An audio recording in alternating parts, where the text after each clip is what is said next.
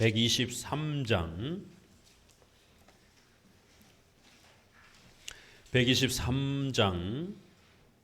1절입니다. 제가 봉독합니다. 하늘에 계신 주여, 내가 눈을 들어 주께 향하나이다. 124편 1절. 이스라엘은 이제 말하기를 여호와께서 우리 편에 계시지 아니하고. 125편 1절. 여호와를 의뢰하는 자는 시온산이 요동치 아니하고 영원히 있음 같도다. 126편 1절. 여호와께서 시온의 포로를 돌리실 때에 우리가 꿈꾸는 것 같았도다. 아멘. 123편에서부터 126편에 여기까지 네 편을 함께 또 배워가도록 합니다. 120편부터 134편까지 이 많은 분량은 앞선 그 제목에 있는 것처럼 성전에 올라가는 노래라고 하는 이런 제목을 따라서 특별히 교회의 이 소중함과 교회의 필요성과 관련해서 아주 중요한 또 성경의 교리들을 우리에게 가르치고 있다라고 말씀을 드렸습니다. 앞부분에서 배웠던 그 내용들이 오늘 123편으로부터 또 126편에 거의 비슷하고 동일하게 반복이 되고 있습니다.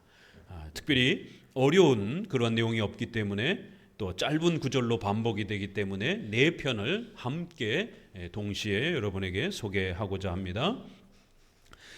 120편에서 122편까지 우리가 보았던 것은 하나님의 절대 주권이라고 하는 이러한 강력한 신관을 먼저 우리 신앙의 기초로 교회의 토대로 그렇게 소개하는 것을 볼 수가 있습니다. 그리고 반드시 성도들의 신앙은 한 개인의 주관적 신앙에서 머무르지 말고 반드시 하나님이 세워주신 이 땅의 하나님의 나라인 유형교회로 나아가서 유형교회 안에서 예배드리고 하나님이 세우신 은혜의 수단 아래에서 도움을 받으면서 신앙이 성장하는 공교회적 그러한 신자가 되어야 된다. 바로 이러한 유형교회 아래에서 순종하며 예배드리는 또 책임과 의무를 감당하면서 성장하는 그러한 교회적 질서 아래에서 살아가는 성도, 그걸 우리가 줄여서 공교회적 성도라고 이렇게 표현하는 겁니다. 사도신경에서 거룩한 공교회와 성도가 서로 교통하는 것과 라고 이렇게 표현하는 것처럼 반드시 성도는 한 개인의 사적인 그런 신앙에 머무르지 말고 반드시 공적인 그러한 하나님의 나라의 백성으로서 그렇게 성도들과 함께 이 땅의 유형교회 아래 속해서 살아가면서 신앙생활을 해야 한다라고 이렇게 소개하고 있습니다. 오늘도 역시 이 123편, 124편, 125편은 첫 소절에서 우리가 보는 것처럼 하나님의 절대 주권이라고 하는 것이 우리 전 신앙의 근본이 되어야 되고 또 우리 전 교회의 이러한 운영과 또 다스림의 기초가 되어야 된다라고 이렇게 소개를 합니다. 그리고 126편에는 유형교회가 왜 그토록 중요한가, 더 나아가서는 그 유형교회 아래에서 드려지는 예배를 개혁하라라고 하는 그러한 내용으로 조금 더 확장되어지고 있는 것을 볼 수가 있습니다. 더 나아가서는 짧게는 121편과 122편으로 그렇게 줄일 수도 있습니다. 121편에 내가 산을 향하여 눈을 들리라, 나의 도움이 어디서 올꼬, 나의 도움이 천지를 지으신 여호와에게서로다. 8절에 여호와께서 너의 출입을 지금부터 영원까지 지키시리라. 이러한 표현들이 123, 124, 125에 각각 그렇게 반복이 됩니다. 그리고는 122편의 교회론의 그러한 소중함들이 126편에는 포로에서, 바벨론 포로에서 돌아오는 그러한 장면으로 이스라엘 예루살렘으로 돌아가서 속히 성전을 건축하고 제사와 예배를 회복하라라고 하는 그러한 포로 귀환에 대한 그러한 명령으로서 교회의 소중함을 또 그렇게 강조합니다.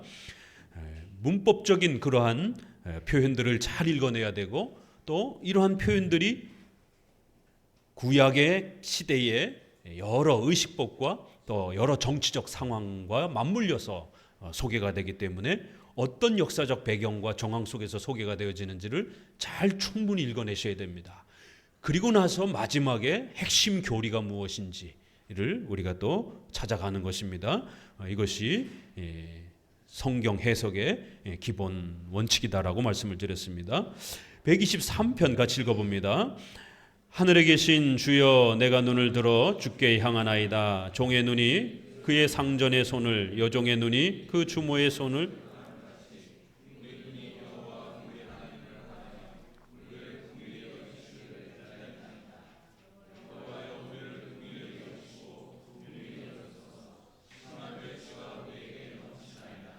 평안한 자의 조소와 교만한 자의 멸시가 우리 심령에 넘치나이다. 여기서도 그 많은 2절 이하에 보게 되면 종이 주인을 바라보는 것처럼, 여종의 주인을 그 선한 마음을 간절히 도움을 요청하는 것처럼 우리가 하나님을 간절히 바랍니다. 왜냐하면 우리 주변에 너무나도 많은 멸시와 많은 조롱과 많은 핍박이 우리의 성도들의 신앙생활에 그렇게 가득 차 있습니다. 하나님, 이 어려운 형편을 긍휼히 여기시고 우리를 도와주옵소서. 이렇게 123편도 성도들이 신앙생활을 하다 보면 겪게 되는 수많은 그 어려움과 고난과 환난을 소개하면서 그러한 고난에 처해 있는 성도들을 반드시 하나님이 도와주시겠다라고 하는 또 그러한 강력한 하나님의 절대 주권의 또 이러한 도우심을 약속하고 있습니다. 우리 기독교는 오늘 한국교회 안에서 수많은 교회에서 외쳐지는 것처럼 그렇게 기복주의적 신앙이 아닙니다. 잘 먹고 잘 사는, 교회 나오면 부자가 되고 사업이 성공하고 자녀가 좋은 대학에 진학이 되고 그러한 목적을 위해서 교회가 존재하는 것이 아닙니다. 또 이상한 체험을 하면서 짜릿짜릿한 종교 체험을 추구하는 그러한 신비적인 그러한 샤머니즘적 종교가 아닙니다. 기독교는 예수 그리스도를 통해서 죄사함 받고 하나님의 자녀가 되어 영생을 누리며 그 하나님의 백성으로서 또 복음을 전하는 이러한 소중한 이신칭의와 하나님의 나라의 백성으로서의 복음의 사명을 감당하는 또 이러한 중요한 내용이 복음의 핵심이요 기독교의 본질인 것입니다. 그렇기 때문에 성도가 되었어도 우리는 아직 최후 심판 전이라 여전히 인간의 연약한 육체를 가지고 있습니다. 최후의 육체의 부활까지 우리에게 주셔서 영원한 천국의 영생의 복으로 우리를 초대하실 것입니다. 그러나 지금은 우리의 영혼이 구원받는 그러한 이신칭의의 이러한 복을 먼저 허락하시고 육체의 이 연약함들은 우리가 죽음에 처할 때 또 장차 최후 심판 때의 재림을 통해서만 또 그때 얻게 되는 것입니다. 그래서 이 땅에 연약한 육체를 가지고 우리가 살아가는 동안에는 우리 자신의 이러한 부패된 모습과 또 많은 연약함들이 아직 여전히 남아있는 것이, 신자라 할지라도 여전히 우리 안에 죄된 습성과 또 많은 죄악된 그러한 열매들이 또 남아있는 것입니다. 또 사탄이 아직 심판받기 전이기 때문에 사탄과 악한 영들이 여전히 우리를 공격하고 또 넘어뜨리려고 하고 있기 때문에 성도들은 신자가 되는 동시에 죄와 싸워야 되는 이 어려움, 또 사탄과 싸워야 되는 이 영적 싸움에 대한 엄중한 또 이러한 고난과 또 아픔들을 짊어질 수밖에 없습니다. 그렇기 때문에 오늘 123편에서도 그런 고난받는 성도들을 하나님께서는 결코 홀로 내버려 두지 아니하시고 반드시 전지전능하신 하나님의 손길로 도와주시고 보호하시고 지켜주시겠다라고 약속하는 것입니다.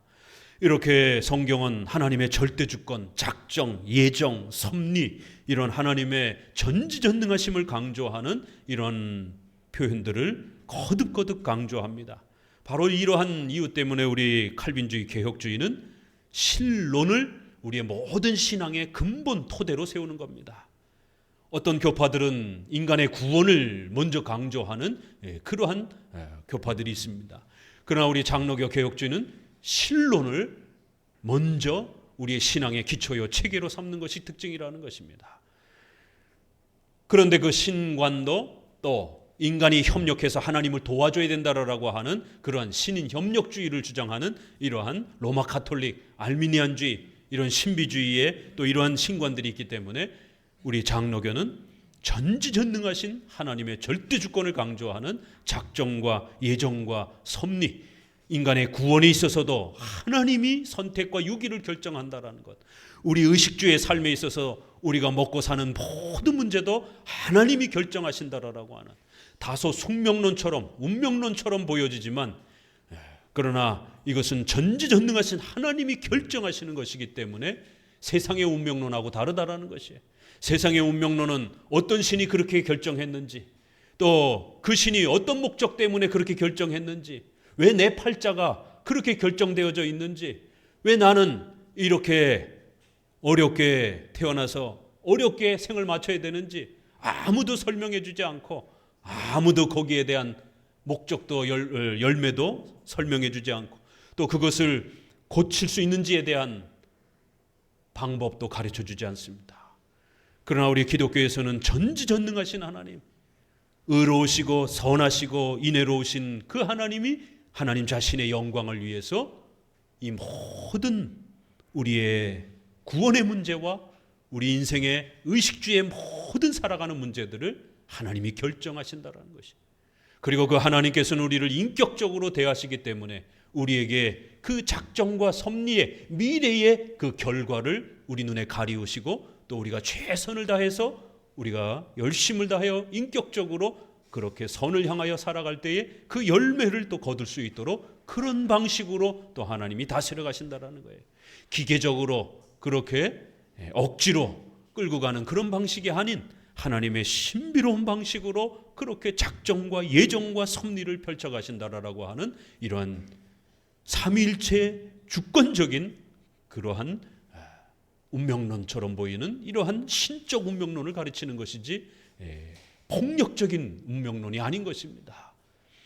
하나님의 절대 주권을 이토록 강조하는 우리 장로교 개혁주의의 이러한 신관이 실제로 구원에 있어서도 가장 큰 위로를 주는 것이고, 또 의식주와 관련해서 우리 성도들이 어렵고 힘들 때마다 이 강력한 신관을 붙들지 아니하면 전부 다 시험에 들고 고통과 어려움에 처하게 됩니다.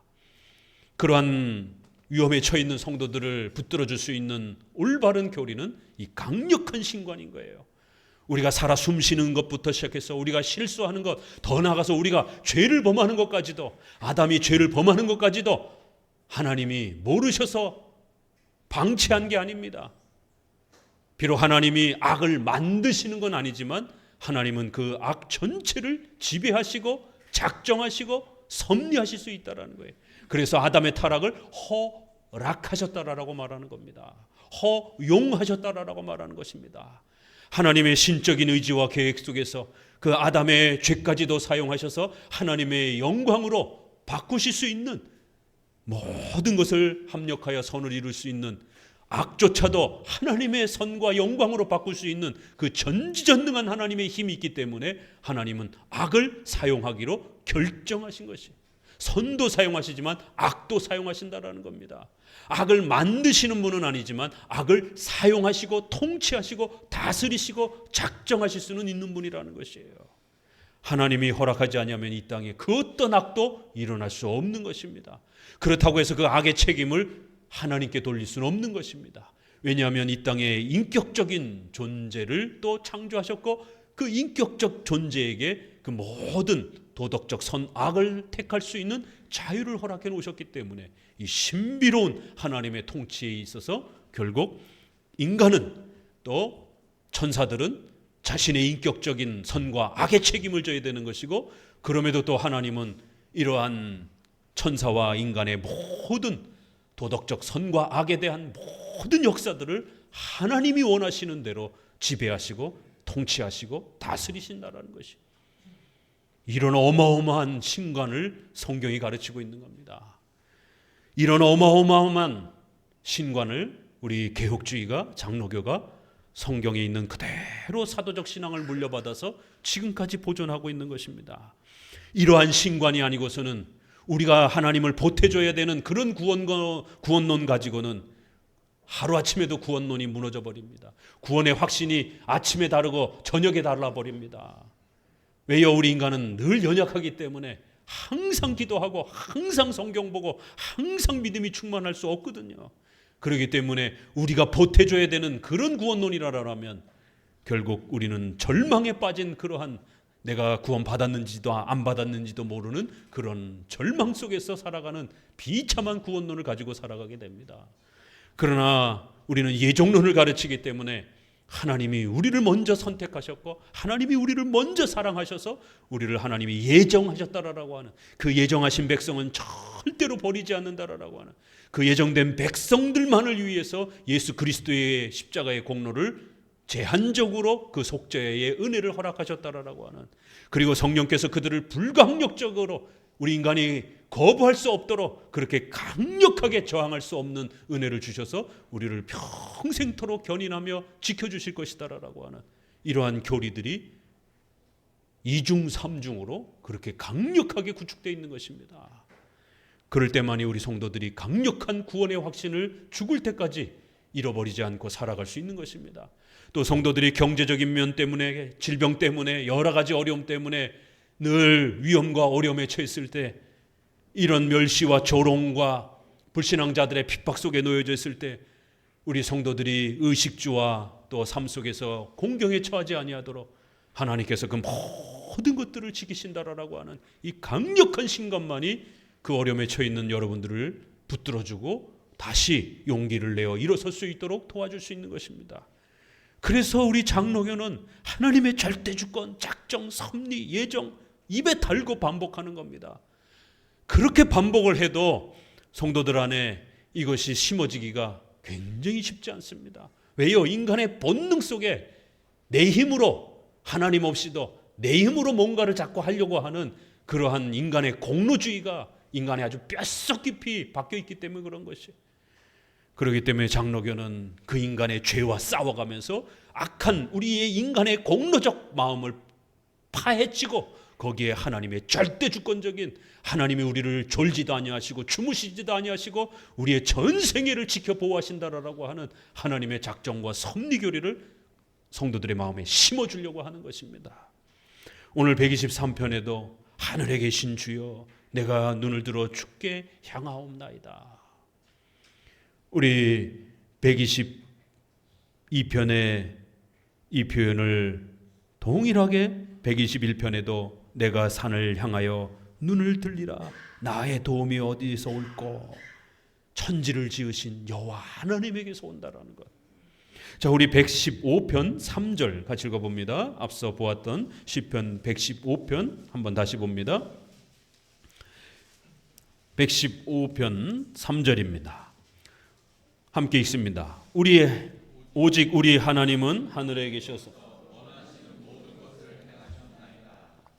하나님은 하늘에 계시다라는 이런 표현. 하나님은 저 위 공간에 계시다 이런 뜻이 아니라 하나님은 전지전능하시다 이런 표현입니다. 구약은 땅과 하늘을 비교하면서 하늘을 무서운 존재로, 하늘에서 해와 태양이 뜨고 또 때로는 우박과 바람이 불어서 우리 인간의 삶을 죽일 수도 있고 살릴 수도 있는 이러한 하늘에 대한 두려움을 늘 가지고 있었기 때문에 이렇게 하나님의 전능하심을 하늘에다가 비유적으로 표현합니다. 그래서 우리가 주기도문에서 하늘에 계신 우리 아버지여 라고 이렇게 표현하는 것도 전지전능하신 하나님 이렇게 고백하는 거예요.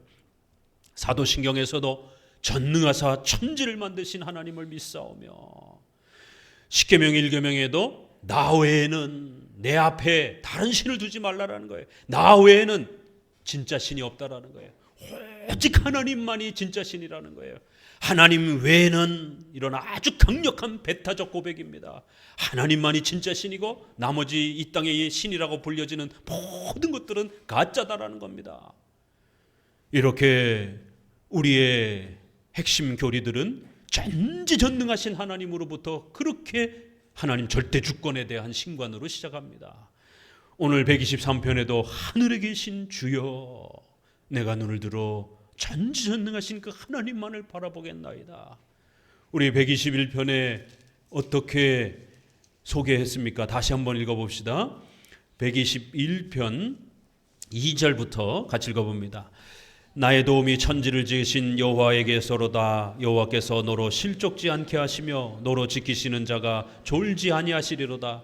이스라엘을 지키시는 자는 졸지도 아니하고 주무시지도 아니하시리로다. 여호와는 너를 지키시는 자라. 여호와께서 내 우편에서 내 그늘이 되시니 낮에 해가 너를 상치 아니하며 밤의 달도 너를 해치 아니하리로다. 여호와께서 너를 지켜 모든 환난을 명쾌하시며 또 내 영혼을 지키시리로다. 여호와께서 너의 출입을 지금부터 영원까지 지키시리로다. 하나님이 얼마나 거듭거듭 약속합니까? 하나님이 반드시 우리 성도들을 지켜 보호하겠다라고. 주무시지도 졸지도 아니하시며 우리의 인생 마지막 순간까지, 우리가 잠들어 있는 순간에도 적들이 우리를 해하지 못하도록 하나님께서는 반드시 지켜주신다라는 거예요. 그런데도 우리는 신관이 제대로 확립되어 있지 않아서 먹을 문제가, 또 질병 문제가 우리를 괴롭히면 금세 마음이 공포 속에, 두려움 속에 처하는 이런 연약한 모습들을 보게 됩니다. 그렇기 때문에 이런 말씀들을 암송하고, 그런 어려움에 처했을 때, 마음이 울적할 때, 마음이 불안할 때는 이런 말씀들을 되암송하는 겁니다. 또 이러한 시편 찬송을 또 부르면서 말씀을 가지고 용기를 내는 것이에요. 하나님이 여러분 지켜주시겠다라고 약속하잖아요. 거듭거듭 강조하잖아요. 반드시 지켜주겠다라고. 그런데 하나님이 안 지켜줄 것처럼 불안해가지고 걱정하면서, 이게 인간인 것입니다.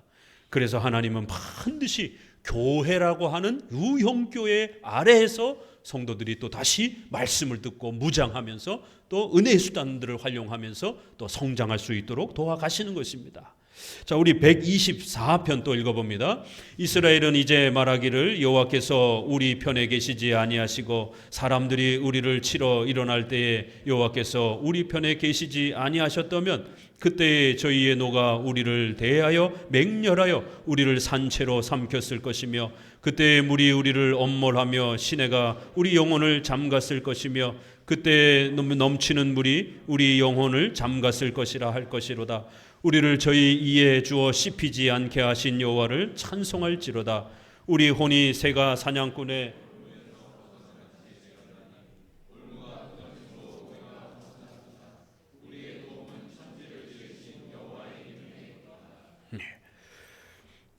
그렇게 어렵지 않아요. 술술술술 우리가 읽어도 자연스럽게 거의 그냥 편안하게 해석이 됩니다. 123편은 종에게다가 비유를 하면서 하나님의 절대 주권을 의지하는 게 얼마나 소중한지를 가르칩니다. 1세기 당시에 종과 노비들은 가장 비참하고 가장 척박한 그러한 삶을 살던 사람들입니다. 우리 조선시대의 노비를 생각하면 되는 것이죠. 주인의 의지에 따라 살기도 하고 죽기도 하는 거예요. 폭력적인 악한 주인을 만나면 하루도 살 수 없는 그런 폭력을 당하기도 하고, 선한 주인을 만나기도 하면 또 그 생명을 유지하기도 하는, 이렇게 종에다가 비유하면서 우리가 하나님의 절대 주권을 의지하는 게, 하나님의 그 의지와 뜻을, 하나님의 그 자비를 의지하지 않고 살아간다라면 우리는 마치 종과 노예처럼 단 하루도 살아갈 수가 없다라는 것이. 124편에는 전쟁에다가 비유를 합니다. 큰 전쟁이 일어났습니다. 그런데 양쪽의 전쟁이 막상막하예요. 그럴 때 주변에 아주 강대국인, 엄청나게 큰 강대국이 만약 우리 편에 함께 싸워준다라면 반드시 그 전쟁을 이긴다라는 겁니다.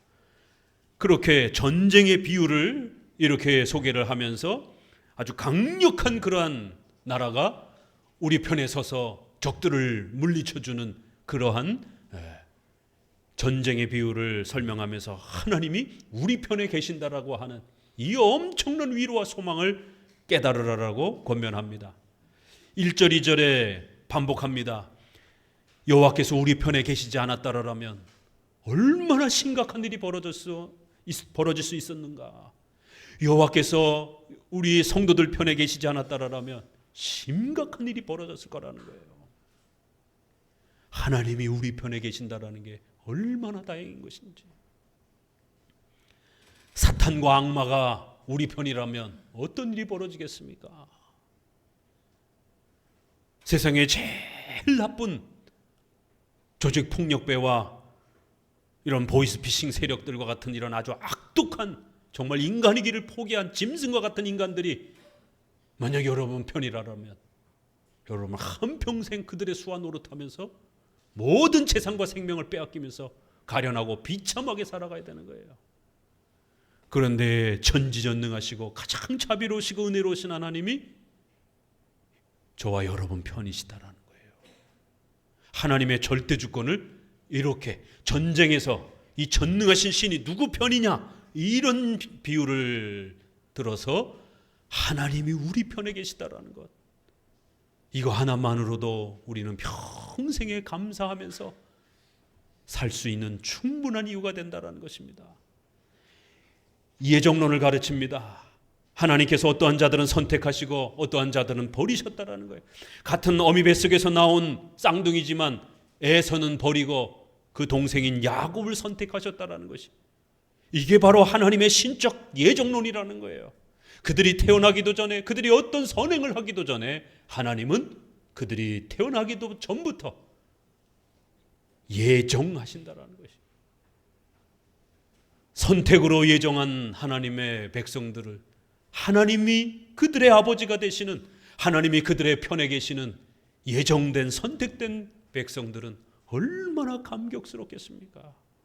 그러나 여전히 지옥에, 아직도 여전히 하나님의 진노와 형벌에, 영원한 지옥의 형벌을 받아야 되는 참혹한 그 원죄에 이러한 정죄를 받는 그러한 상태에 있는 사람들이 있다라는 것이, 전쟁에서도 강력한 왕이 어느 편에 서느냐에 따라 생명이 왔다 갔다 하는데, 또 우리가 인생을 살다가 주변에 잘못 만나서 결국 잘못 악한 사람들한테 휘말려 가지고 혹시라도 그렇게 그들과 한편이 되게 되면 평생 감옥에 살아야 되는 이런 수치스러움과 공포를 겪을 수 있는데, 더 나아가서 전지전능하신 하나님이 모두 죄악 가운데 멸망하여 지옥의 형벌을 받아야 되는 우리들이었는데, 하나님께서 그 중에 어떤 자들을 하나님의 편으로 선택해 주신 것이, 예정해 주신 것이에요. 그리고 오늘 이렇게 우리가 예배로서 모여 그 하나님을 예배할 수 있도록, 하나님 편에 설 수 있도록 은혜를 허락하신 것이, 전쟁보다도 한평생 살아가면서 돈 문제보다도 영원한 이 형벌의 심판의 이러한 역사 앞에서 하나님이 우리 편에, 구원의 편에 계셔 주신다라는 게 얼마나 다행이고 얼마나 감격스럽고 얼마나 소중한 일입니까? 여호와께서 우리 편에 계시지 않았다라면 우리 인생은 완전히 망한 거예요. 여호와께서 우리 편에 계시지 않았다라면 우리는 영원히 지옥의 형벌에서 아직도 그렇게 살아야 되고 또 영원토록 그렇게 살아야 되는 것입니다. 그래서 그 전쟁의 모습을 이렇게 비유합니다. 만약 여호와께서 우리 편에 계시지 않았다면 우리가 그 적군들의 그러한 맹렬한 칼과 창 앞에서 우리가 불에 타 죽었을 것이다라는 거예요. 산채로 삼켰을 것이다라는 거예요. 마치 홍수가 전 도시를 집어삼킨 것처럼 전쟁의 한복판에서 적들에 의해 우리가 물에 삼켜지는 것처럼 그렇게 다 우리 영혼이 잠겼을 것이다라는 거예요. 적들의 입에 물려서 갈기갈기 씹혀졌을 것이다라는 거예요. 그러나 하나님이 우리 편에 계어 주셔서, 하나님이 우리 편에 서게 해 주셔서 우리가 적들의 입에 씹히지 않게, 우리가 그 고통과 인생의 엄중한 그러한 절망의 나락에 잠기지 않도록 우리를 하나님이 주무시지도 아니하고 졸지도 아니하시고 지켜 보호해 주신다라는 것이, 사냥꾼의 올무에 갇혀있는 불쌍한 새와 같이 되지 아니하고 그 족쇄에서 벗어나서, 사탄의 속박과 족쇄에서 벗어나서 우리가 해방되었다라고 신약에서는 그렇게 가르칩니다. 죄에서 사함받았다라고도 가르치지만 또 한편으로는 사탄의 올무에서 사탄을 패하시고 우리를 해방시켰다, 자유롭게 하셨다라고도 또 구원을 그렇게 설계하기도 합니다. 124편은 이처럼 하나님의 절대 주권 아래에서 다스림을 받고 하나님의 백성으로서 살아가는 게 얼마나 감격스러운 것인지를 이렇게 소개합니다. 졸지도 아니하시고 주무시지도 아니하시며 우리의 일평생 동안 우리를 지키신다라고 약속하시는 하나님이 123편에서는 종과 노비와 비참한 인생들에 처해 있는 우리들을 하나님께서 그렇게 도와주시겠다라고, 주인이 되어주시겠다라고 약속하는 것이, 또 124편에서는 그렇게 전쟁 중에 처해서 언제 죽을지 모르는, 세장에 갇혀서 언제 죽을지 모르는 불쌍한 그런 새와 같은 존재들을 하나님께서 우리 편이 되어주셔서 영원토록 지켜주시겠다라는 거예요. 8절에 우리의 도움은 천지를 지으신 여호와의 이름에 있도다. 그러니까 121편의 그 말씀을 이렇게 좀 더 확대해서 풍성하게 설명해 주는 것을 볼 수가 있습니다. 성도 여러분, 이 땅에서 우리가 성도로 살아간다는 것 결코 쉬운 일이 아닙니다. 수많은 고난과 멸시와 조롱을 받을 수 있습니다. 또 십계명을 지키며 살아가려고 하다 보면 수많은 반대에 부딪힐 수가 있습니다. 또 매 주일마다 예배드리고 또 이렇게 유형교회의 이러한 헌신과 또 섬김을 행하다 보면 또 많은 삶의 어려움들을 겪을 수도 있습니다. 그러나 절대로 포기하지 마시고, 여러분은 하나님의 택한 백성들이라는 것, 하나님이 지켜주시는 전지전능하신 하나님이 매일매일 영원토록 지켜주시는 예수 그리스도의 신부들이요 하나님의 백성들임을 잊지 마시라는 것이에요. 말씀이 우리를 살리는 것입니다. 그 고통 속에 있을 때마다 121편을 암송하시면서 졸지도 주무시지도 아니하시는 하나님이 이제로부터 영원토록 우리를 지키실 것이다라고 암송하세요. 124편에 있는 것처럼 우리의 도움은 천지를 지으신 여호와에게서로다라고 암송하시기 바랍니다. 자, 125편 또 연속해서 봅시다. 같이 읽습니다. 여호와를 의뢰하는 자는 시온산이 요동치 아니하고 여호와께서 그 백성을 지금부터 영원까지 두루시리로다. 악인의 권세가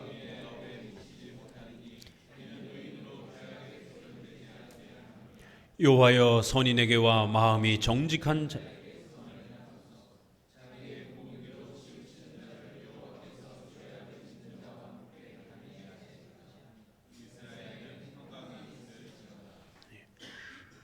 (125편도) 비슷한 표현들이 한 번 더 반복이 됩니다. 그런데 이제 여기서는 여호와를 의뢰하는 자 이렇게 소개를 먼저 시작합니다. 그래서 앞부분에는 하나님이 전지전능하신 하나님이 우리 편이 되어주시고 우리를 지켜주시겠다라는 거예요. 천지 만물을 지으시고 우리 인간의 역사 전체를 지배하시는 하나님이 여러분을 지켜주시겠다라는 거예요. 그런데 이제 125편에서는 성도들의 성화와 성도들이 십계명을 가지고 살아갈 때에 부닥치게 되는 또 많은 그런 어려움 속에서 비록 힘들고 어려운 반대가 부딪히지만 성도들은 이러한 어려움들을 포기하거나 또 외면하지 말고 잘 이겨내라는 것이에요. 여호와를, 이 전지전능하신 여호와를 의지하는 자들은 하나님께서 영원토록 시온산을 보호하시는 것처럼, 예루살렘을 보호하시는 것처럼 그 백성을 지금부터 영원까지 두루시리로다. 121편의 마지막 절에 나오는 편이잖아요. 그렇죠? 지금부터 영원까지 하나님께서 우리를 지켜주시겠다라는 것이, 전지전능하신 하나님을 의지하고 신뢰하는 자, 그러한 자들은 결코 실패하지 않을 것이다라는 거예요. 이런 강력한 신관을 배우고 이런 하나님의 절대주권과 작정, 예정, 섭리교리들을 부지런히 배워가라는 것입니다. 말로만 하나님을, 전능하신 하나님을 의지한다라고 해서 이게 저절로 의지가 되어지는 게 아닙니다. 이 전지전능하신 하나님을 바르게 우리가 의지하고 배울 수 있기 위해서는 작정교리와 예정교리와 섭리교리가 따라 붙어야 됩니다. 그래서 이것이 열심히 우리 안에 배워지고 가르쳐지지 않는다라면 하나님을 의지하겠습니다, 하나님이 우리를 도와줄 것입니다 라고 말로만 외치는 것은 아무 의미가 없다라는 거예요. 아니, 순복음교회 성도들도, 감리교회 성도들도, 신인 협력주의자들도 하나님 의지한다라고 얘기합니다. 하나님이 온 세상을 통치한다라고 그들도 다 얘기해요. 그러나 정작 구원의 위기가 찾아왔을 때, 구원의 확신에 불안함이 찾아왔을 때, 의식주와 관련해서 어려움에 직면했을 때 어떻게 처합니까? 불신자처럼 불안해하는 모습들을 보게 되는 것이. 그게 왜 그렇습니까? 하나님이 다스린다라는 건 막연하게 아는데 그 전지전능하신 하나님이 어떤 분인지를 구체적으로 배워가기 위해서 작정과 섭리와 예정교리라고 하는 이러한 부분들을 배워갔어야 되는데 이 부분들을 배우지 않는다라면 하나님의 절대 주권과 강력한 신관을 확보할 수가 없기 때문인 것이에요. 왜요? 하나님이 우리 구원의 주인이 되신다라고 하는 가장 강력한 교리는 예정론밖에 없습니다. 우리가 회개해야 되고 우리가 믿어야 되고 이런 건 다 구원론에서 우리 인간의 책임이 더 강조가 되어지는 그런 내용들인 거예요. 하나님이 예정하시고 불가항력적으로 그들을 구원하시고 선택한 자들에게 그리스도의 공로를 허락하실 것이다라고 하는 이 무조건적인 선택, 예정론을 가르쳐야만이 하나님이 우리의 구원에 있어서 절대적 권한을 행하신다라고 하는 것을 배울 수 있지, 예정론을 안 배우게 되면, 제한 속죄를 안 배우게 되면 아무리 입으로 떠들어도 실제로 그 내용을 못 배우게 되는 것이에요. 의식주의 삶에 있어서도 세상 사람들도 하나님이 도와주신다, 성령께서 도와주신다라고 말을 합니다. 그러나 정작 어려움에 처했을 때 바들바들 떱니다. 왜요? 섭리교리를 배워본 적이 없기 때문에. 하나님이 우리의 모든 인생을, 우리가 태어날 때, 살아갈 때, 죽을 때, 우리가 실수할 때, 우리가 또 죄를 범하는 것까지 모든 것, 작은 것에서부터 큰 것에서 또 선한 것에서부터 악한 것에 이르기까지 우리의 모든 영역을 하나님이 지배하시고 통치하시고 다스린다라고 하는 이 섭리교리를 배우지 않고서는 하나님이 우리의 의식주와 관련해서 주인이시다라고 하는 이 가르침을 이해를 못하는 겁니다. 결국 의식주와 관련해서 성화, 내가 열심히 해야지 하나님이 도와주시지, 내가 열심히 또 반성해야지, 열심히 노력해야지, 이런 성화에 대한 부분들은 다 우리 인간의 책임을 강조하는 부분들이에요. 그렇기 때문에 하나님이 우리의 전 생애를 돌보시고 하나님께서 섭리 가운데 그 모든 원하시는 대로 때로는 우리를 고난으로도 이끌어가시고 때로는 우리를 높임 가운데로도 이끌어가시고 다양한 방식으로 우리 인생을 지배하신다라고 하는 이 섭리교리를 배우지 못하면 하나님의 우리 인생이 주인이시다라는 사실을 제대로 이해 못합니다. 그래서 우리 개혁주의는 작정, 섭리, 예정과 같은 이런 교리들을 끊임없이 반복하는 것이. 123, 124는 하나님의 절대 주권을 소개하면서 125편에는 그러한 하나님을 의뢰하라는 것이에요. 그러한 하나님을 의지하라는 것입니다. 그러한 사람들에게는 지금부터 영원까지 그들의 1분 1초를 하나님께서 보호하여 주시고 지켜주실 것이다라는 거예요. 여러분이 언제 태어나는지, 어떻게 살아가야 될지, 누구랑 결혼할지, 여러분의 여러분의 부부 속에서 어떤 자녀가 태어날지, 여러분의 생이 어떻게 마감될지 여러분 자신도 모릅니다. 그건 하나님만이 결정하신다라는 거예요. 하나님께서 원하시고 기뻐하시는 대로 하늘에 계셔서 원하시는 모든 것을 행하시는 그 하나님이 결정하시는 것이. 그런데 그 하나님은 가장 선하시고 자비로우시기 때문에 지금부터 영원까지 여러분의 인생 속에 어떤 일을 만난다 할지라도 하나님이 원하시고 계획하신 바대로 우리 인생이 펼쳐져 갈 것이다라는 거예요. 벌써 9월달이 됐습니다. 우리가 1월달을 시작하면서 계획하고 또 준비했던 많은 계획들이 있을 것입니다. 그러나 9개월 동안 살면서 어디 우리 인생이 우리 마음대로 됩니까? 예기치 못하게 직장을 잃은 분도 계시고, 또 갑자기 예기치 못하게 질병이 또 생기신 분도 계시고, 또 예기치 못하게 갑자기 사업에 하던 부분들이 어려워서 또 곤욕을 치르는 분도 계시고, 또 예기치 못하게 또 준비했던 일들이 또 스톱이 되는 이 짧은 8, 9개월밖에 안 됐는데도 불구하고 우리 인생이 우리가 계획한 바대로 그렇게 마음대로 안 되는 것을 알 수가 있습니다. 어떨 때는 또 계획한 것보다 더 놀랍게 또 일이 진행되어져 가는 것도 있는 것이에요. 양쪽 다 당황하는 거예요. 아직은 준비가 덜 됐는데 막 일이 막 준비되면서 열려요. 그럼 그 쫓아가다가 막 허걱허걱 됩니다. 그러나 또 어떤 일들은 하고 싶은데 일이 턱턱턱턱 막힙니다. 그러면 또 불평과 원망이 쏟아져 나오는 것이. 이렇게 우리 인생은 우리 마음대로 되지 않습니다. 하나님이 원하시는 대로 때로는 길들을 더 확장하고 열면서 하나님의 나라에 더 일을 많이 할 수 있도록 또 이끌어 가시기도 하고, 또 때로는 좀 쉬면서 우리 자신을 무장하도록 우리가 하고자 했던 일들을 멈춰 중단케 하시는 역사도 있는 것이. 그럴 때마다 흔들리거나 절망하지 마시라는 것이에요. 악인의 권세가 의인의 업에, 의인의 그러한 삶 속에, 의인의 땅에 미치지 못할 것이다라는 거예요. 4절에 여호와여 선인에게 마음이 정직한 자에게 선을 행하소서.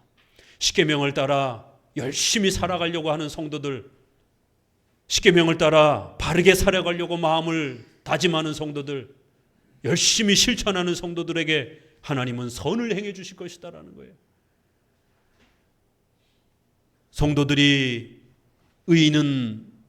의인으로 죄악에 손을 대지 않게 하려 함이라. 왜 우리 주변에 이러한 악한 자들이 우리를 괴롭히는가? 왜 사탄과 악한 영이 우리를 괴롭히는가? 하나님께서 이런 고난들을 통하여 우리 성도들이 죄악에 손대지 않게끔, 죄를 짓지 않도록 성화시키기 위함이라는 거예요. 우리가 고난받을 때는 섭리의 4가지 원인이 있다 그랬죠? 우리 죄 때문에, 성화의 목적 때문에, 사탄의 공격 때문에, 하나님의 영광을 위해서. 이렇게 또 하나님은 우리 성도들을 더 성장시키기 위해서, 혹시라도 우리 성도들이 죄악에 손을 댈까 봐, 십계명을 범죄하는 그런 일들에 손을 댈까 봐 미리 예방주사를 놓는 것입니다. 죄가 얼마나 무서운 것인지를 미리 그렇게 맛보게 하셔서 십계명을 함부로 어기지 않도록, 십계명에서 멀어지지 않도록 훈련시키신다라는 거예요. 의인으로 하여금 죄악에 손대지 않도록 하기 위해서, 오히려 성도들이 더 열심히 의롭게 성화를 펼쳐갈 수 있도록 정직하게 그렇게 십계명에 따라 살아가도록 하나님께서 도와주실 것이다라는 거예요. 그렇기 때문에 십계명을 따라 살아갈 때에 절대로 잠깐 어렵다고 해서 포기하지 마시라는 거예요. 나의 죄 때문에, 십계명의 이러한 죄를 범한 것 때문에 고난이 찾아왔으면 빨리 고치셔야 됩니다. 그러나 나의 죄 때문이 아닌 그런 어떤 이유 때문에 고난이 닥쳐왔으면 하나님 앞에서 고난받는 줄 알고, 성화의 이러한 목적 때문에 고난받는 줄 알고 하려고 했던, 계획했던 일들을, 십계명을 따라서 살려고 계획했던 일들을 더 열심히 실천하시면 되는 것입니다. 악을 행하다가 고난을 받으면 빨리 고치시면 되는 거고, 옳은 일을 계속 준비하고 계획하다가 어떤 어려움에 처했어요? 그러면 계속 그 일을 하시면 되는 것입니다. 5절에 자기의 굽은 길로 치우치는 자들을 여호와께서 죄악을 짓는 자와 함께 다니며 고생하게 만들 거라는 거예요. 결국 우리 성도들의 삶은 십계명을 따라 사느냐 안 사느냐, 이게 제일 중요한 것이다라는 거예요. 그래서 성도들이 혹시라도 실수해서 십계명을 벗어나서 악한 자들과 함께 동행하면서 그렇게 살아가게 된다라면 죄악을 짓는 자들과 함께 살아가면서 하나님의 그 무서운 징계와 책망을 한동안 받도록 내버려 둘 수도 있다는 것입니다. 이스라엘에게는 평강이 있을지어다, 이렇게 권면을 합니다. 그런데 이제 놀라운 것은 이러한 성도들의 경건 생활과 또 신앙 생활은 반드시 교회랑 연결이 되어야 된다는 것이에요. 우리가 124편에서도 눈치채셨습니까? 앞절에서는, 123편에서는 내가 하나님을 의지하겠습니다, 내가 기도하겠습니다, 하나님 나를 도와주옵소서, 주로 1인칭의 그런 표현들을 많이 써요. 그런데 이 120편부터 이러한 134편까지는 공교회적인, 교회적 표현을 많이 씁니다. 그러니까 소위 복수 표현을 많이 써요. 단수가 아니라 복수 표현을 많이 씁니다. 124편에도 이스라엘은 이제 말하기를, 이렇게 내가 하나님께 말하기를 이렇게 말해도 되지만 반드시 이스라엘 백성들 전체가 하나님께 이렇게 간구하고 요청하는 방식으로 이렇게 말합니다. 또 2절에도 1절에도 우리가 이렇게 나옵니다. 우리 주기도문에서 하늘에 계신 우리 아버지여 라고 할 때 제네박 요리문답이나 하이델베르그 요리문답에 보면 이거를 묻습니다. 왜 주기도문에서는 하늘에 계신 내 아버지여 라고 이렇게 말하지 않고 우리의 아버지여 라고 이렇게 말합니까? 아니, 신앙 고백이면 1인칭으로 말하는 게 훨씬 더 가까이 와닿잖아요. 하늘에 계신 나의 하나님이여 이렇게 표현해야 훨씬 더 와닿잖아요. 그러나 성경은 하늘에 계신 우리 아버지여 라고 이렇게 고백한다라는 거예요.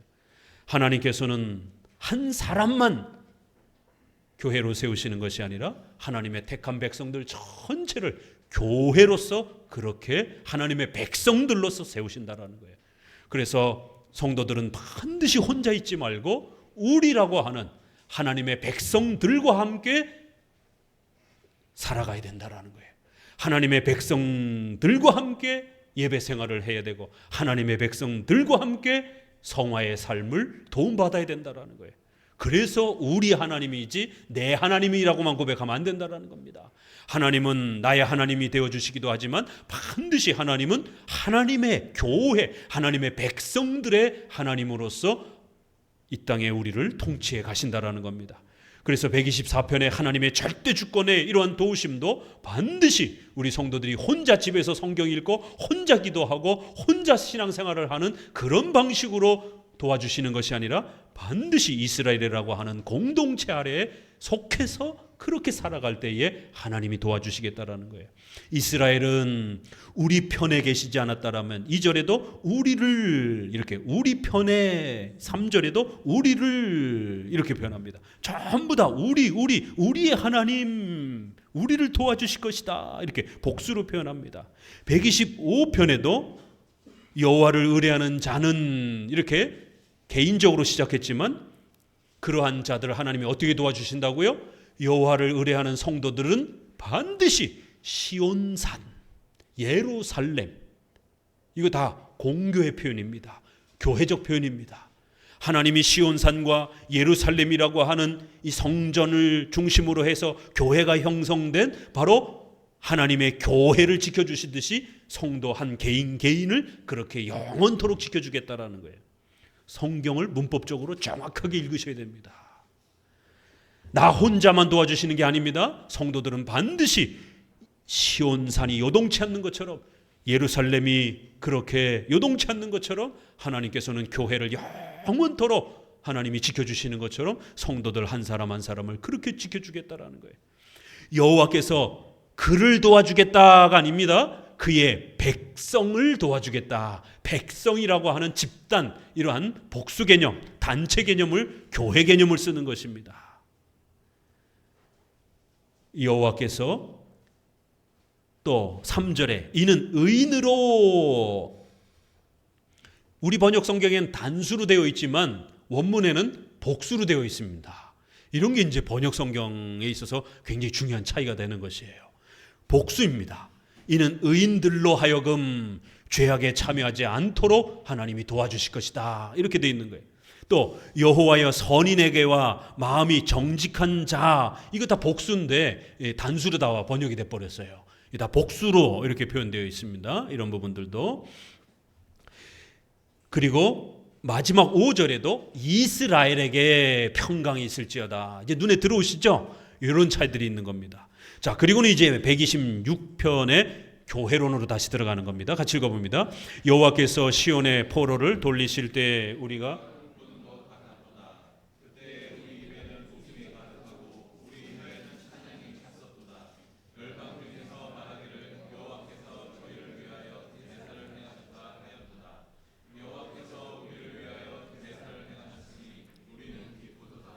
여호와여 우리의 포로를 남방 시내들 같이 돌리소서. 눈물을 흘리며 씨를 뿌리는 자는 기쁨으로 거두리로다. 울며 씨를 뿌리러 나가는 자는 정령 기쁨으로 그 단을 가지고 돌아오리로다. 그러니까 이런 성경을 읽으면서 성도들은 전부 다 오늘날 한국교회 성도들은 자기중심적으로 읽는 거예요. 나만 도와주시는 하나님, 이런 식으로 읽는 거예요. 지나치게 개인주의적으로, 지나치게 주관주의적인 개인의 경건 생활 중심적으로만 읽는 것이에요. 그러니까 교회가 무시가 되는 겁니다. 목사님의 설교가 무시가 되어지는 것이에요. 공교회적인 은혜의 수단, 성찬 이런 부분들이 무시가 되어지는 것이에요. 장로 정치, 이런 공교회적 교회법과 정치 질서가 무시가 되어지는 것이에요. 교회 질서를 함부로 무시하게 되는 이런 일들이 벌어지는 거예요. 목사님들도 자기가 속해 있는 교단의 질서와 규칙을 아무렇지도 않게 생각합니다. 그러니까 성도들도 목사님 말 안 듣는 것이에요. 아니 본인도 교단의 질서를 안 지키면서 어떻게 성도들 보고 목사님의 권면과 또 그런 훈계에 복종하라라고 요구할 수가 있겠습니까? 성도들이 듣겠습니까? 목사님도 안 듣는데. 이렇게 지나치게 나를 도와주실 거고 나만 도와주실 것이고 이런 식으로 이기적인 지나치게 개인주의적인 경건주의적인 형태로 읽어가는 거예요. 그러나 본문을 정확하게 읽어보세요.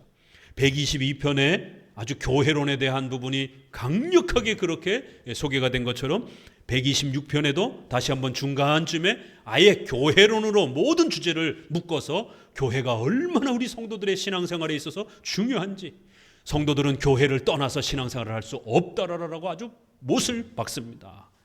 여호와께서 시온의 포로를 돌리실 때 우리가 꿈꾸는 것 같았도다. 자, 122편 1절을 같이 읽어봅니다. 사람이 내게 말하기를 여호와의 집에 올라가자 할 때에 내가 기뻐하였도다. 구약에는 성전, 제사, 절기, 이것이 구약의 교회의 모습이었다라고 말씀을 드렸습니다. 예배를 드리는 구약의 의식법적인 모습인 겁니다. 예수님이 이 땅에 오시고 난 뒤에는 더 이상 성전과 제사와 절기를 우리는 지키지 않기 때문에 이제 신약적 예배의 이러한 내용을 우리는 지켜가면 되는 것이에요. 그래서 반드시 구약의 성전과 제사의 명령으로 소개되어 있지만 또 바벨론에서 예루살렘으로 돌아가라라고 하는 포로 귀환의 명령을 받고 있지만 우리는 지금 포로 상태도 아니고 우리는 지금 구약의 절기와 제사도 없는 것입니다. 그렇기 때문에 이러한 구약을 읽을 때는 반드시 신약적 예배와 교회의 이러한 질서 아래서 읽어내셔야 되는 것입니다. 예루살렘으로 돌아가라라고 하는 것은 바로 하나님이 정하신 바로 그 예배의 처소로 돌아가라는 것이에요. 예루살렘만이 거기에 성전이 있었고 거기에 제단이 있었기 때문에 거기서만 제사를 드려야 되는 구약의 규정적 예배 명령인 것입니다. 예배는 자기 마음대로 드리는 게 아닙니다. 반드시 하나님이 정하신 대로 예배 드려야 되는 거예요. 우리 지난 수요일 말씀하고 또 거의 겹칩니다. 말라기 1장하고 꼬치꼬치 정해진 규칙대로 그 제물과 그 중량을 잘 지켜가면서 순서를 따라서 이렇게 이제 철두철미하게 제사 드리는 게 너무 번거롭다라는 거예요. 범패스럽다, 번거롭다, 너무 힘들다 이러면서 좀 편하게 예배 드리게 해달라, 좀 편하게 제사 드리게 해달라. 이게 말라기서의 요구인 것입니다. 결국 우리가 원하는 대로 좀 예배 드리게 해달라. 장로교 예배 너무 지루하다라는 거예요. 어떻게 설교를 1시간씩 할 수 있느냐? 어떻게 예배를 1시간 반, 2시간 가까이. 개혁교회 장로교회들은 아무리 작아도 1시간 반 예배 드리는 데들이 90% 이상입니다. 거기에 예배 전에 교리문답을 20분, 30분 하는 데가 또 대부분이에요. 독일이나 이런 유럽 쪽에서는 예배 전에 하이델베르그 요리문답을 반드시 의무적으로 그렇게 하고 또 오후 예배는 하이델베르그 강해가 있는 겁니다. 예배 전 20-30분은 하이델베르그를 암송하면서 이렇게 그 하이델베르그 본문을 이렇게 서로 읽는 시간이 있습니다. 이래저래 2시간 걸려요. 너무 지루하다라는 거예요. 장로교 예배, 개혁교 예배 너무 지루하다라는 거예요. 설교가 너무 어렵다라는 거예요. 강의 설교를 하니까요. 오늘날 20분짜리, 30분짜리 또 사회 정치 얘기나 또 이런 여러 문학적인 또 세상적인 이야기들을 하지 않기 때문에 성경만 설명하는 것이, 간증 얘기들도 거의 하지 않습니다. 꼭 필요할 때만 목사님의 어떤 삶 속에서 겪었던 어떤 필요한 그런 어떤 섭리적 경험만 그것도 조금 얘기할 뿐이에요. 거의 일반적 예화나 간증 소개하지 않습니다. 저의 설교에서 일반 예화 드는 거 봤습니까? 예화를 들면 꼭 들어야 된다라면 성경의 그 사건을 가지고 오는 것이에요. 성경 그 자체로 성경을 설명해 주는 것입니다. 그래야 성도들이 그 한 주에 성경을 충분히 배우고 돌아가는 거예요. 성경을 배워야 하나님을 알 수 있기 때문에 그런 겁니다. 찬송 아무리 많이 해도, 무슨 간증 아무리 많이 해도 하나님을 알 수 있는 게 아닙니다. 성경을 배워야 하나님을 깊이 있게 알아가는 것이에요. 이렇게 말라기서에서도 바로 규정된 구약의 제사 절차가 너무 까다롭다라고 불평하면서 좀 편하게 예배드리게 해달라고 하는 요구, 이것이 바로 규정 예배와 자원 예배의 차원인 것입니다. 규정 예배와 허용적 예배, 골로새서 2장 24절에 있는 것처럼 자원하는 예배, 자기들 마음대로 드리는 예배라는 거예요. 결국 너희들의 신앙이 망가진 이유는 자원 예배 때문에 신앙이 망가졌다라고 이렇게 책망을 합니다. 본인들이 원하는 예배, 아이들이 원하는 예배, 청소년들이 원하는 찬송, 성도들이 원하는 재미난 예배, 재미난 설교를 해달라는 것이. 그러나 그건 교회를 타락시키는 일이라는 겁니다. 예배는 우리가 원해서 드리는 게 아닙니다. 우리가 원하는 대로 드리는 게 아닙니다. 예배는 규정 원리, 제한적 원리, 명령적 원리라는 걸 꼭 명심하셔야 됩니다. 하나님이 영이시기 때문에 하나님이 어떤 예배를 받으실지 하나님이 결정하시는 것이에요. 만약 우리 마음대로 예배드리게 되면 우상 예배가 판치기가 쉽습니다. 왜요? 인간은 본능적으로 신을 보고 싶어 하기 때문에, 신을 만지고 싶어 하기 때문에. 불교, 힌두교, 이슬람 모든 타종교들을 보세요. 전부 다 신을 형상화해서 교회 들어가는 입구마다 자신들의 그러한 신전의 입구마다 전부 다 신을 조각 돌로 그렇게 그림으로 전부 다 그렇게 해놨습니다. 한 군데도 안 빠진 데가 없습니다. 교회만이, 그것도 개혁교회 장로교회만이 교회 어디에도 하나님의 형상을 그림이나 조각하지 않는 것이에요. 왜요? 하나님은 영이시기 때문에 절대로 눈으로 보거나 만지는 방식으로 예배할 수가 없는 겁니다. 그래서 우리 인간의 이러한 보고 싶은 욕망을 억제하고 오직 말씀을 듣는 방식으로, 하나님이 정해주신 성례를 집례하는 방식으로만 예배드리도록 그렇게 하나님이 정하신 것입니다. 구약은 성전과 제사 중심의 예배인 것이. 그래서 예루살렘으로 돌아가라, 포로에서 하나님이 이제 너희들을 해방케 해주실 테니까 예루살렘으로 돌아가서 성전을 짓고, 학계, 스가랴, 말라기, 이게 학계서의 내용하고 거의 겹칩니다. 스가랴, 말라기서하고 거의 겹치는 내용이에요. 126편이. 왜 갑자기 포로에서 돌아가라는 얘기인가? 그러면 이 포로에 돌아오는 이야기들은 어디 있습니까? 학계, 스가랴, 말라기, 에스라, 느헤미야, 이런 본문하고 마주치는 것이. 왜 포로에서 그들이 돌아가야 되는가? 왜 하나님은 바벨론 포로에서 이스라엘 백성들로 하여금 돌아가라라고 명령하시는가? 안 돌아간 백성들이 있어요. 1차, 2차, 3차, 3차례 돌아오는데도 불구하고 여전히 바벨론에서 그냥 머물러 사는 사람들이 있어요. 그래서 다시 한번 4절에 여호와여 우리의 포로를 남방 시내들같이 돌리소서. 이미 돌아온 자들이 너무 감격스러워서 기뻐하는 것처럼 1절은 소개했고, 4절에는 아직 안 돌아온 자들이 있어서 그들도 좀 돌아오게 해주세요 라고 이렇게 또 요청하는 기도 형태로 또 그렇게도 되어 있습니다. 왜 예루살렘으로 돌아가야 됩니까? 거기가 예배하는 처소이기 때문에 그런 것이. 하나님은 우리 성도들을 강력하게 지켜주시겠다라고, 졸지도 주무시지도 아니하며 하나님은 우리를 지키시겠다라고 아주 강력하게 약속합니다. 왜요? 잘 먹고 잘 살으라가 아니에요. 이 땅에 하나님의 나라인 유형교회를 함께 섬기며 예수 그리스도의 신부인 교회를 지켜달라는 것이, 이 땅에 복음을 전하달라는 것입니다. 복음의 사명을 감당하며 하나님의 나라인 교회를 세워서 하나님의 영광을 드러내는 이 사명을 감당해달라는 것이, 하나님이 그걸 직접 하실 수도 있음에도 불구하고 예수님은 승천하면서 그걸 사도들에게 맡기셨고 또 하나님의 백성들에게 맡겨놓으신 것이에요. 구약의 이스라엘 백성들이 바벨론 포로에서 돌아가야 하는 것처럼 오늘 우리는 죄악된 그 지옥의 형벌에서 이제 해방되어 하나님 앞에 구원의 은혜를 얻었습니다. 하나님 앞에 구원받은 백성들은 이제 교회로 모여서 함께 예배드리며 함께 복음의 사명을 감당하셔야 되는 것이. 그때 우리 입에는 웃음이 가득하고 우리 혀에는 찬양이 찼었도다. 열방 중에 말하기를 여호와께서 저희를 위하여 대사를 행하셨도다. 큰 일을 행하신 것이다라는 거예요. 우리를 죄악의 저 영원한 지옥의 형벌에서 우리를 구원해 주신 것, 이 보통 일이 아니라는 겁니다.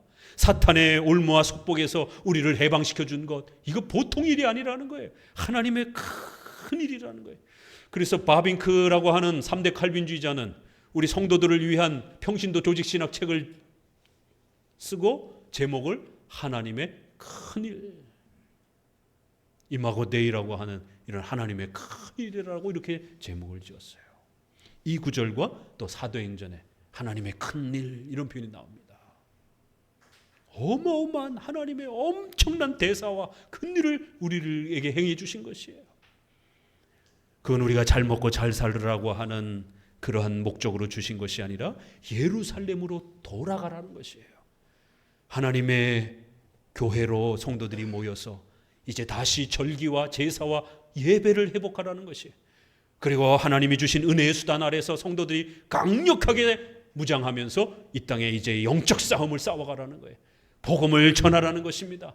세상의 문화를 도전하면서 또 국가의 이러한 악한 법들을 도전하면서 가정, 국가, 직장, 사회, 여러분의 모든 삶 속에서 하나님의 뜻을 실천하면서 빛과 소금의 역할을 감당하며 하나님 중심의 문화 건설을 하라는 것이 일반 은총의 문화 명령이 우리 성도들에게 주어져 있는 것입니다.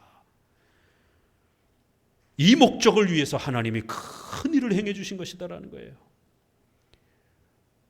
그러면 어떤 은혜와 도움을 하나님께서 우리에게 주실 것인지를 이제 이렇게 약속합니다.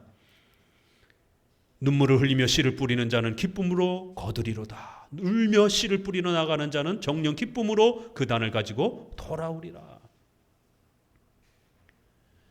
그런데 놀라운 건 4절에 시내들같이, 남방 시내들같이 우리를 도와주옵소서.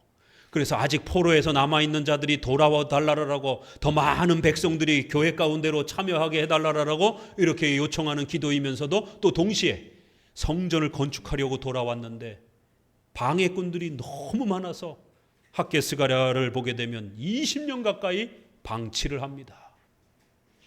교회가 망가져도 그냥 내버려 두는 것이, 아무도 교회에 신경 쓰지 않는 것이, 아무도 교회가 어떻게 돌아가는지에 대해서 관심 갖지 않는 것이, 교회가 자립되는지, 교회가 필요한 게 무엇인지 아무도 신경 쓰지 않는 것이. 그러다 보니까 어떤 일이 벌어져요? 백성들이 열심히 나가서 농사짓고 열심히 사업하고 열심히 일하는데 일하는 것마다 다 망하는 것이, 농사짓는 것마다 다 망하는 것이, 가뭄이 닥쳤습니다. 비가 더 이상 내리질 않는 것이. 그래서 이 표현이 나온 거예요. 항상 역사적 해석을 하셔야 됩니다. 더더구나 시편은 압축되어 있기 때문에 왜 울면서 씨를 뿌리러 나간다라고 말하는 이 추수처럼 이야기를 하는 거예요. 교회가 번영하고 교회가 건강하게 서가는 것을 이렇게 추수에다가 비유를 했습니다. 남방 시내들처럼 물이 흘러 넘치게 해달라라고 기도하고 있는 것이에요. 이거 얼뜻 봐가지고는 이게 도대체 무슨 말인지 이해하기가 굉장히 어렵습니다. 우리 학개서로 들어가 봅니다. 학개서 1장을 보도록 합니다. 학개서 1장 2절부터 읽어보도록 합니다. 같이 읽습니다. 만군의 여호와가 말하여 이르노라. 이 백성이 말하기를 여호와의 전을 건축할 시기가 이르지 아니하였다 하느니라. 성전을 회복해야 되는데, 제사와 절기를 회복해야 되는데 성도들은 불평 원망하면서 건축할 시기가 아직 안 됐다라는 거야. 뭘 그렇게 교회를 자립시키려고, 교회를 그렇게 바르게 세우려고 뭐 벌써부터 그렇게 신경을 씁니까? 천천히 해도 돼요. 이러는 거예요. 4절 읽어봅니다. 이전이 황무하였거늘 너희가 이때 판벽한 집에 거하는 것이 가하냐. 교회는 엉망이 되었는데 성도들은 아주 대궐 궁전과 같은 집에서 산다라는 것이에요. 5절 같이 읽어봅니다. 그러므로 이제 나 만군의 여호와가 말하노니 너희는 자기 소위를 살펴볼지니라. 이런 신앙이 과연 옳은 신앙이냐? 자기 자신들을 좀 돌아보라는 것이. 교회에 대해서는 무관심하고 그저 그냥 자기 자신과 자기 가정만 잘 되기를 바라는 이러한 이기적인 이러한 신앙이 과연 올바른 신앙인지 살펴보라는 거예요. 6절 같이 읽어봅니다. 너희가 많이 뿌릴지라도 수입이 적으며 먹을지라도 배부르지 못하며 마실지라도 흡족하지 못하며 입어도 따뜻하지 못하며 일꾼이 싹쓸 받아도 그것을 구멍 뚫어진 전대에 넣음이 되느니라. 이렇게 교회를 방치하고 교회를 섬기는 것을 무관심하게 되면 우리 성도들의 의식주와 관련해서 심각한 타격을 받을 것이다라는 거예요. 교회와 성도는 불가분리의 관계라는 거예요. 때려야 뗄 수 없다라는 겁니다. 교회 없이 성도 혼자서 집에서 그저 자기 혼자 열심히 기도하고 독서나 하고 유튜브 시청이나 하고 이러면서 신앙이 자라갈 수 있는 게 아니라는 것입니다. 반드시 몸된 교회가 있어야 되고 자신을 위해서 밤새도록 울어주고 함께 고민해줄 담임 목사가 있어야 되는 겁니다. 유튜브 선생님들만 있어서는 안 되는 것이에요. 담임 목사가 있어야 되는 것이에요. 그리고 은혜의 수단 날에 함께 성찬을 떼면서 하나님의 주시는 이런 은혜의 풍성함들에 참여할 수 있어야 되는 것이에요. 그러면 성도들의 의식주 문제도 같이 해결이 된다는 거예요. 성도와 교회는 같이 맞물려 있다는 겁니다. 7절 같이 읽어봅니다. 나 만군의 여호와가 말하노니 너희는 자기의 소유를 살펴볼지니라. 너희는 산에 올라가서 나무를 가져다가 전을 건축하라. 그리하면 내가 그로 인하여 기뻐하고 또 영광을 얻으리라. 나 여호와가 말하였노니라. 너희가 많은 것을 바랐으나 도리어 적었고 너희가 그것을 집으로 가져갔으나 내가 불어 버렸느니라. 나 만군의 여호와가 말하노라. 이것이 무슨 연고뇨? 내 집은 황무하였으되 너희는 각각 자기 집에 빨랐음이니라. 그러므로 너희로 인하여 하늘은 이슬을 그쳤고 땅은 산물을 그쳤으며 내가 한재를 불러 이 땅의 산에 곡물에 새 포도주에 기름에 땅의 모든 소산에 사람에게 육축에게 손으로 수고하는 모든 일에 임하게 하였느니라. 이슬이 그친 거예요. 비가 그친 거예요. 가뭄이 닥친 겁니다. 그래서 농사가 완전히 망해버렸어요. 아무리 나가서 씨를 뿌리고 농사를 져도 곡식이 여물질 않습니다. 여기에 대한 답변입니다. 126편이. 이제 너희가 포로로 있던 상태에서 하나님이 기적적인 방법으로 너희를 구해줄 테니까 예루살렘으로 돌아가서 성전을 지으라는 거예요. 그리고 제사와 절기를 회복하라는 겁니다. 그러면 남방 시내들, 남쪽에 물이 흘러넘치는 이러한 시내와 같이 너희가 사는 땅에도 물이 흘러넘칠 것이다라는 거예요. 그러면 너희가 눈물을 흘리며 고생스럽게 이제 씨를 뿌릴지라도 엄청난 수확들을 거두게 될 것이다라는 거예요. 이 표현은 열심히 내가 신앙생활하면 잘 먹고 잘 살 것이다 이런 뜻이 아닙니다.